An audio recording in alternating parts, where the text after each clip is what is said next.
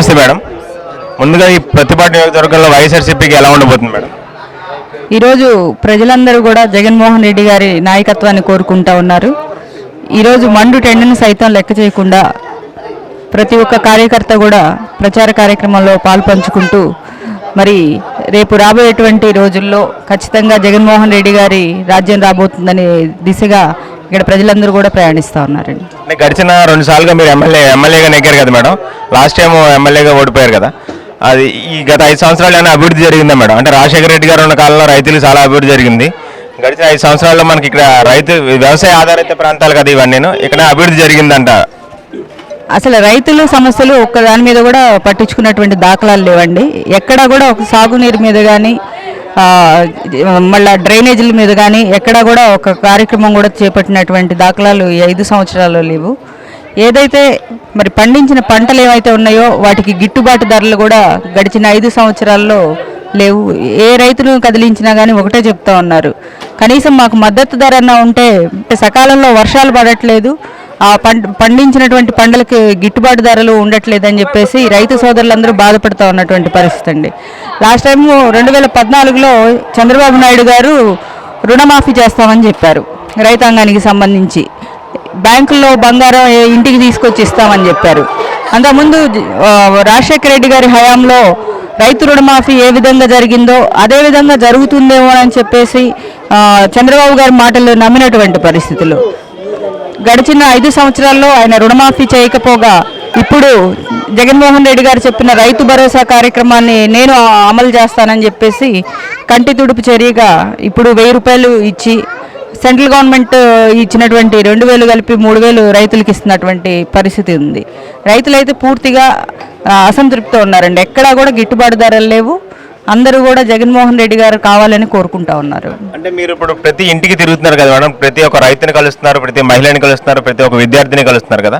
ముఖ్యంగా వాళ్ళు మీకు చెప్పుకున్న సమస్యలు ఏంటి మేడం? అసలు అది చూస్తున్నామండి. గ్రామాల్లోకి వెళ్ళినప్పుడు అప్పుడు రాజశేఖర రెడ్డి గారి హయాంలో ఎన్ని ఇందిరమ్మ గృహాలు నిర్మితమైనాయో అంతకుమించి 1-2-3 ఇళ్ళు కూడా కట్టినటువంటి దాఖలాలు ఎక్కడా కనపట్టలేదు. అప్పుడు ఎన్ని గుడిసెలు ఉన్నాయో ఇప్పటికీ అన్ని గుడిసెలు ఉన్నాయి.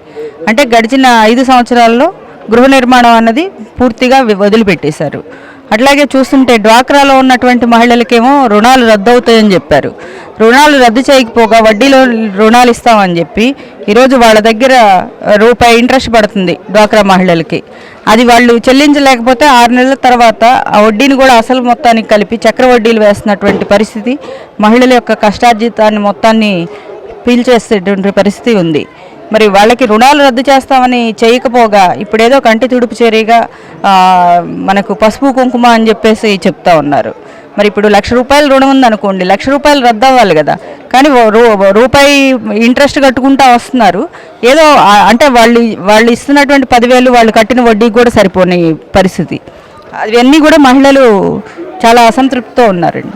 జగన్మోహన్ రెడ్డి గారు ప్రవేశపెట్టిన డ్వాక్రా మహిళలకు చెప్పిన విధానం కానీ అదంతా నేరుగా మీరు డ్వాక్రా మహిళలకు తీసుకెళ్తున్నారండి. వాళ్ళ స్పందన ఎలా ఉంది?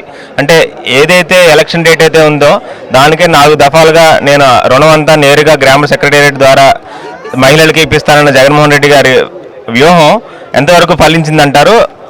మహిళల్లో ఎంతవరకు అది సానుకూలంగా ఉందంటారు? మహిళలు చెప్తున్నారండి, పసుపు కుంకాలని చెప్పి ఏదో ఈరోజు ఓట్ల కోసమే ఇస్తున్నారు తప్పితే నిజంగా మా సంక్షేమం కోసం చేసింది కాదు.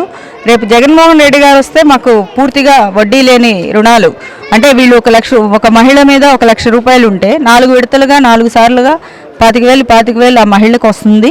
అంతేకాకుండా దాని మీద వడ్డీ కూడా ఉండదు, అది పూర్తిగా ప్రభుత్వమే భరిస్తుంది. ఇవన్నీ కూడా వాళ్ళు చెప్తున్నారు. ఆయన ఇస్తుంది ఏమి కొత్తవి కాదు, మా డబ్బులే మాకు ఇస్తూ ఉన్నాడు. రేపు జగన్ గారు వస్తే మేము జగన్ గారిని ఒకసారి చూడాలనుకుంటున్నాము.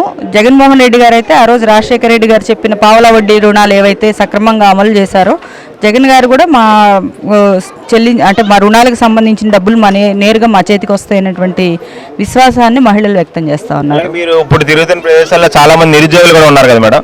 అలాగే జగన్మోహన్ రెడ్డి గారు గ్రామ సెక్రటేరియట్ పెట్టి గ్రామంలో ఉన్న నిరుద్యోగులకి యువకులకు ఉద్యోగ అవకాశాలు కల్పించి ప్రభుత్వ ఉద్యోగాల్లో వాళ్ళు మారుస్తారని చెప్పడం జరిగింది మేడం. అది జనాల్లో మీరు తీసుకెళ్తే ప్రజలందరూ స్పందన ఎలా ఉందంటారు? ఇప్పుడు ప్రత్యేక హోదా మీద పోరాడింది కూడా జగన్మోహన్ రెడ్డి గారు పెద్ద ఎత్తున మనకి పరిశ్రమలు వస్తాయి, పరిశ్రమలు వస్తే అనేక మంది స్థానికులకు ఉద్యోగాలు వస్తాయని చెప్పి ఆ రోజు ప్రత్యేక హోదా మీద పెద్ద ఎత్తున పోరాటం చేసింది జగన్మోహన్ రెడ్డి గారు. చంద్రబాబు నాయుడు గారు ప్రత్యేక ప్యాకేజీ చాలని చెప్పారు. తర్వాత మళ్ళీ ప్రజల ఉన్న ఆకాంక్షను గుర్తించి మళ్ళీ యూటర్న్ తీసుకొని నాకు కూడా కావాలి హోదా అని చెప్పేసి మాట మార్చినటువంటి పరిస్థితి అందరూ గమనిస్తూ ఉన్నారు. మరి 10 మందికి గ్రామాల్లో ఉద్యోగాలు కల్పిస్తా ఉన్నారు. అంటే ఇప్పటి వరకు భర్తీ చేయనటువంటి పోస్టులు ఏమైతే ఉన్నాయో అవన్నీ కూడా ఒక పెద్ద ఎత్తున అందరికీ నోటిఫికేషన్ ఇచ్చి, ఒక మెగా నోటిఫికేషన్ ఇచ్చి ఖాళీలన్నీ భర్తీ చేస్తామని చెప్పారు. అంతేకాకుండా ప్రతి సంవత్సరం ఎక్కడైతే ఖాళీలు వస్తాయో ప్రతి సంవత్సరం కూడా ఉద్యోగాల కోసం నోటిఫికేషన్ రావడం జరుగుతుందని చెప్పేసి జగన్మోహన్ రెడ్డి గారు తెలియజేశారు. దాని ద్వారా చాలామంది నిరుద్యోగులు చాలా హ్యాపీగా ఫీల్ అవుతున్నారండి. ఖచ్చితంగా మాకు ఉద్యోగ అవకాశాలు వస్తాయని. అలాగే ప్రతి గ్రామంలో 10 మందికి నిరుద్యోగ యువకులకి ఉద్యోగ అవకాశాలు కల్పించి గ్రామ సెక్రటేరియట్ ఏర్పాటు చేస్తామన్నారు. దాని ద్వారా 1,50,000 మందికి రాష్ట్ర వ్యాప్తంగా ఉద్యోగ అవకాశాలు కల్పించబడతాయి. అవన్నీ కూడా నిరుద్యోగులకి మంచి అవకాశాలు కల్పించే వార్తలండి. ప్రత్యక్షంగా కానీ పరోక్షంగా కానీ పార్టీలన్నీ ఏకమై జగన్మోహన్ రెడ్డి గారిని టార్గెట్ చేయడం జరుగుతుంది కదా మేడం, దాని మీద మీ స్పందన ఎలా ఉందంటారు? అంటే ఇక్కడ ఉన్న ప్రజలందరూ మీతో మాట్లాడతారు కదా, అంటే వాళ్ళంతా బాధను వ్యక్తపరుస్తూ ఈరోజు పార్టీలన్నీ ఏకమై జగన్మోహన్ రెడ్డి గారిని అందరినీ టార్గెట్ చేసి ఎంతలా క్షోభ పెట్టాలో అంతలా క్షోభ పెడుతున్నారని చెప్పి చెప్పడం జరిగింది కదా మేడం, దాని మీద మీ స్పందన? పోయినసారి కూడా అదే జరిగిందండి. పోయినసారి కూడా జగన్మోహన్ రెడ్డి గారిని అనే వ్యక్తి ముఖ్యమంత్రి కావాలని టార్గెట్ చేసి అన్ని పార్టీలు కలిసి రాజకీయాలు జరిపారు. ఇప్పుడు అదే పరిస్థితి. కానీ జగన్మోహన్ రెడ్డి గారి ప్రజా సంకల్ప యాత్రలో మరి ప్రజలందరికీ ఒక నమ్మకాన్ని, భరోసాని కల్పించారు. ఆయన నవరత్నాలు కూడా ప్రజల్లోకి విస్తృతంగా తీసుకెళ్ళగలిగాం. ప్రతి ఇంటికి కూడా 2-3 నవరత్నాల పథకాల ద్వారా ప్రతి ఇంటికి మేలు చేకూరుతుందనేటువంటి ఒక నమ్మకంతో ఈరోజు ప్రజలు ఉన్నారు. ఎవరైనా అంటూ ఉన్నారు, మరి ఎంతో అనుభవజ్ఞుడని 40 సంవత్సరాలు ఆయనకు అధికారం ఇచ్చి చూసాము, కానీ మాకు ఏమీ అనుకున్న స్థాయిలో పనులు జరగలేదు, అందుకే మాకు ఒక అవకాశం జగన్ గారికి ఇద్దాము అనేటువంటి మాట ప్రజల్లో బలంగా వినబడతా ఉందండి. అంటే 2019 ఎలక్షన్స్ ఎలా ఉండబోతున్నాయి మేడం? ఇంకా దగ్గర 2 వారాల్లో వచ్చేసింది. మీ ప్రచారం కానీ లేకపోతే స్టేట్లో కానీ ఎలా ఉండబోతుంది జగన్మోహన్ రెడ్డి గారికి అలాగే వైఎస్ఆర్సీపీ పార్టీకి? ప్రజల్లో ఈసారి ఖచ్చితంగా మార్పు కోరుకుంటున్నారండి. జగన్మోహన్ రెడ్డి గారి నాయకత్వాన్ని ఒకసారి జగన్ గారికి అవకాశం ఇవ్వాలి అనేటువంటి ఆకాంక్ష ప్రజల్లో బలంగా వ్యక్తం అవుతూ ఉంది. ఖచ్చితంగా జగన్మోహన్ రెడ్డి గారి పాలన వస్తుంది. ఆ రోజు రాజశేఖర రెడ్డి గారు ఏ విధంగా సంక్షేమ కార్యక్రమాలు సక్రమంగా అమలు జరిగినాయో అలాంటి పథకాలన్నీ కూడా అమలు చేసి మళ్ళీ ఒకటే చెప్పారు జగన్ గారు, మేమిచ్చేటువంటి మేనిఫెస్టోలో ఏ ఒక్క పథకం నెరవేర్చిపోయినా కానీ తిరిగి మేము ప్రజల ముందుకు వెళ్ళము అని చెప్పేసి. అలాంటి నాయకుడు ఎవరున్నారండి ఈ రోజుల్లో? నేను చెప్పిన పనులు చేస్తాను అని ఖచ్చితంగా చెప్పగలిగినటువంటి బలమైన నాయకత్వం జగన్మోహన్ రెడ్డి గారిది.